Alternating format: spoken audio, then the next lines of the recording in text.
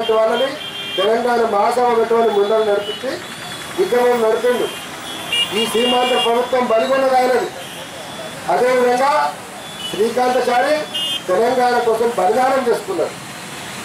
మీకు బాహుబలి ఎందుకు చెప్పిన మాట అంటే, బాహుబలి అని అందరికి కావాలనుకుంటాడు. సాగొట్టడం గొప్పవాడు కాదు, నలుగురు కోసం ప్రాణం ఇచ్చేటోడు గొప్పవాడు అవుతాడు. అంటే బాహుబలి కంటే శ్రీకాంతచారి భారతీయంగా మళ్ళాంటి వాళ్ళు ఎవరు ఉద్యమం చేస్తారో, ఎవరు పాట పాడతారో, ఎవరు కొడతారో వాళ్ళు వాళ్ళకంటే గొప్పవాడని అర్థం.